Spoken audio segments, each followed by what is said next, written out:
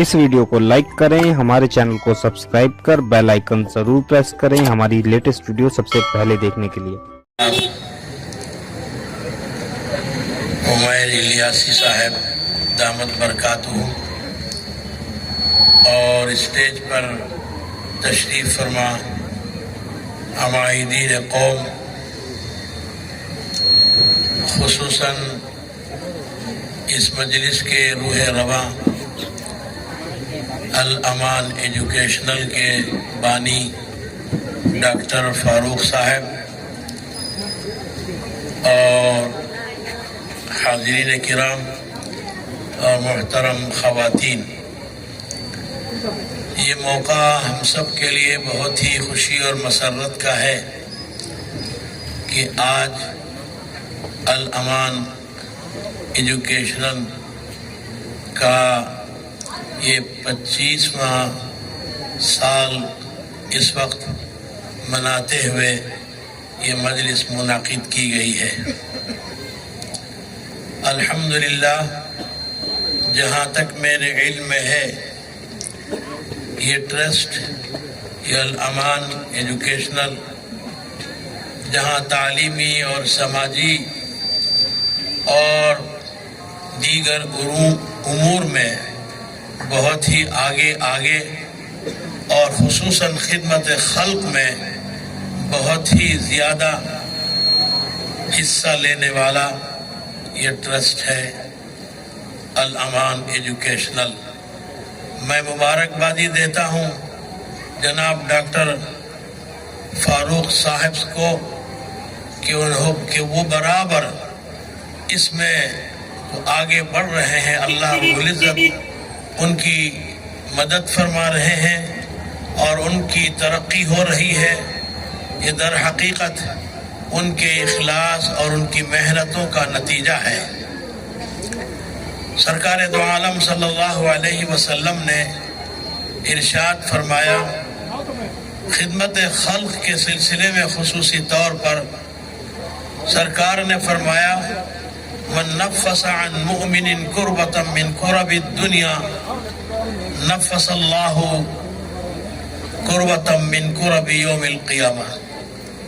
जब कोई आदमी किसी मोमिन की तकलीफ को दूर करता है इस दुनिया में, दुनिया की तकलीफ़ों में से किसी तकलीफ में उसकी मदद करता है, तो सरकार ने इतनी अजीम खुशखबरी बयान फरमाई कि क़यामत के दिन जो इंतहाई परेशान कुन हालात में होता है बंदा, आदमी बहुत ही ज़्यादा नफ्सी के आलम में होता है, ऐसे मौके पर अल्लाह रब्बुल इज़्ज़त उसकी परेशानी को दूर फरमाते हैं।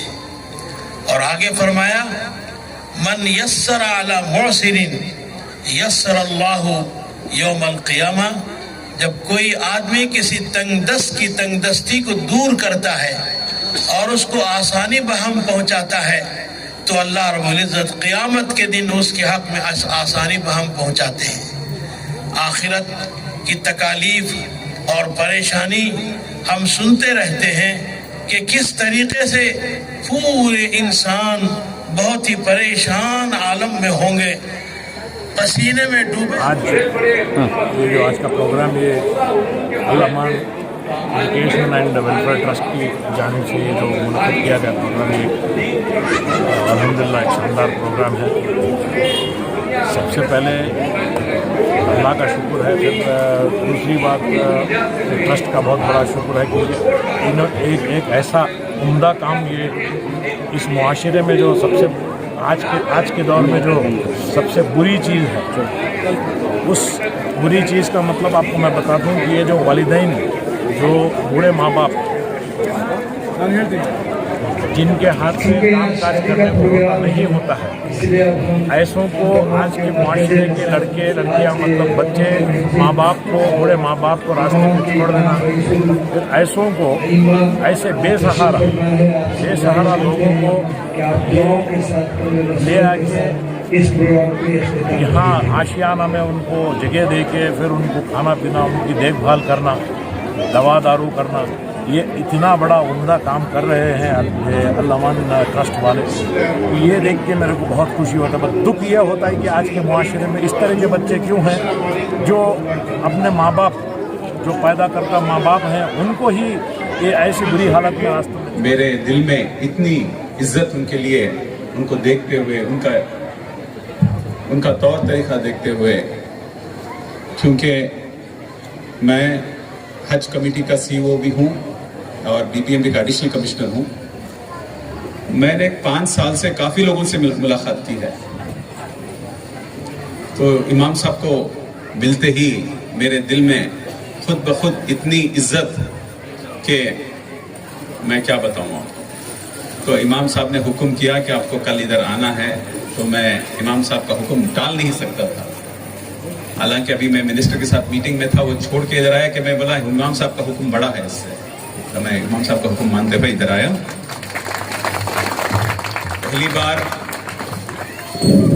ये इदारा जो है, ऐसे इदारे काफ़ी होने चाहिए कर्नाटक में और हिंदुस्तान में, क्योंकि मेरे 30 साल के सर्विस में मैंने जो देखा है कि हमारी कौम जो है एजुकेशन से महफूज है। हमारे लोगों में जो है, मुसलमान लोगों में स्पेशली जो है एजुकेशन की बहुत कमी है, बहुत ही कमी है। हम लोग पीछे हैं एजुकेशन की तरफ से। एक मिसाल आपको बताऊं कि मैं कर्नाटका स्टेट में जो कोविड का जो प्रॉब्लम हुआ, तो बेंगलोर सिटी में जो कोविड का प्रॉब्लम हुआ, तो कोविड के सारे जितने आप ऑर्डर्स पढ़ते हैं, जो मास्क लगाना है, निकालना है, जो क्या करना है, उसके सारे ऑर्डर्स मैंने खुद मेरे अपने हाथ से लिखे हैं। और जब हमारे माननीय प्रधानमंत्री जी ने जो लॉकडाउन अनाउंस किया था, तो किसी को पता नहीं था कि लॉकडाउन किस तरह होना चाहिए, लोगों को क्या करना है। तो हमने इमीडिएटली कानून बनाया कि भाई इसके बाद करेगा। लोगों का इस उम्मीद से लड़कों बच्चों को बड़ा करते हैं, लेकिन इस हालात में मैं देख रहा हूँ जैसे ये लड़के बच्चे बड़े होते हैं, अपने माँ बाप को सबसे पहले शादी के बाद सबसे पहले उसको अलग किया जाता है, उनको बेसहारा करके उनको किया जाता है। तो मुझे बड़े बेहद अफसोस होता है इस चीजों का कि आज के माशरे के अंदर ऐसे हालात है कि अपने बच्चे माँ बाप को नहीं कर सकते। इसीलिए मैं कहता हूँ कि तालीम की बेहद जरूरी है। तालीम के बगैर तालीम के आज हमारे को कोई डिसिप्लिन नहीं मिल सकता, कोई ये नहीं मिल सकता, कोई हम आगे नहीं बढ़ सकते। तालीम की बेहद जरूरी है। इसीलिए मैं अपने माँ और बहनों से कहता हूँ कि तालीम जो शुरुआत होती है तालीम की, वो है अपने माँ के गोद से।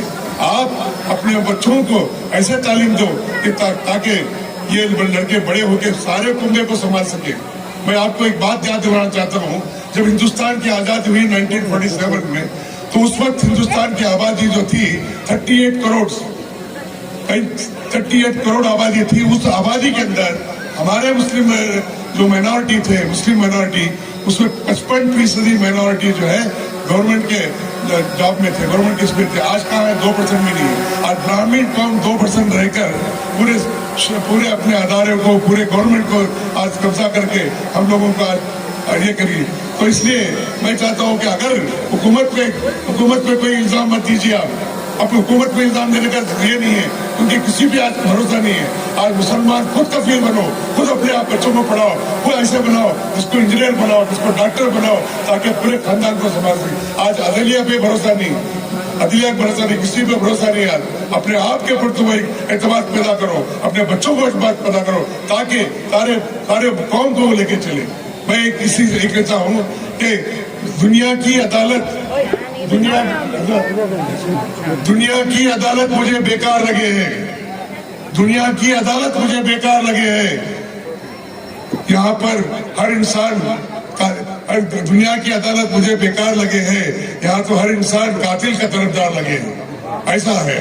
तो इसलिए मैं कहता हूँ कि अपने आपको बच्चों को पढ़ाइए, अच्छी शिक्षा दीजिए, अच्छा ये कीजिए ताकि अपने कौम को बढ़ाया गया, कौम को आगे बढ़ाया जाए। और इसके अपने बच्चों को, अपनी फैमिली को, सबको बढ़ाने की। अगर गाय अच्छी हो, गाय अगर दूध देने वाली गाय हो तो घर के पास ही बिकती है, उसको जाके नीलाम करने की क्या जरूरत नहीं है। तो मैंने जो मंजर देखा हूँ वहां पर लोगों का, जो बुजुर्ग हैं, जो 80 साल के 90 साल के बुजुर्ग, अक्सर मैं जाया करता हूँ तो मैं देखकर बड़ा अफसोस होता है, आंखों में आंसू आते हैं कि वैसा भी माहौल हमारे पास है कि लोग देख बच्चों की खिदमत नहीं कर सकते। मैं चाहता हूँ कि आप लोग हमेशा ये एजुकेशन के ऊपर तवज्जो दीजिए, एजुकेशन पे कीजिए।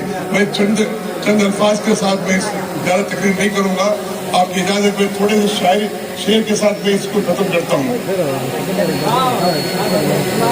ज़ईफ़ी के ऊपर मैं जहाँ पर देखा हूँ जाकर इनका अदारा जो अलमान और आशियाना जो है, मैं हमेशा जाके आंसू बहाता हूँ, 2 रकात नमाज पढ़ता हूँ, दुआ करता हूँ अल्लाह से कि ऐसे तरबियत दी जाए लोग बच्चों को, देखो कि अपने बाबा की खिदमत की सबसे बड़ी जन्नत जो है अपने माँ के कदमों में है, अपने वालिद की खिदमत में है। वो सब भुलाकर आप अपने ऐशो आराम में लग जाते हैं, अपने बाबा को सड़क पे छोड़ जाते हैं बेहाल हयात। तो इसलिए आज हालात ऐसी है कौम की हमारी। तो मैं एक ज़ईफ़ी के ऊपर थोड़े से चंद अल्फाज लिख के लाया हूँ, सालिम साहब की इजाजत हो तो मैं आपके सामने पेश करूंगा। ज़ईफ़ी के ऊपर, पढ़ा जो वक्त तो यारों ने साथ छोड़ दिया। जरा गौर से सुनिए, पढ़ा जो वक्त तो यारों ने साथ छोड़ दिया, फिदा के बाद बहारों ने साथ छोड़ दिया। फिदा के साथ बहारों ने साथ छोड़ दिया। लगी जो आग तो गुलशन भी जल के खाक हुआ, लगी जो आग तो गुलशन भी जल के खाक हुआ। गुलों के मिटते ही खारों ने साथ छोड़ दिया। तो आपको मैं बताना चाहता हूं कि अगर गुल जलते हैं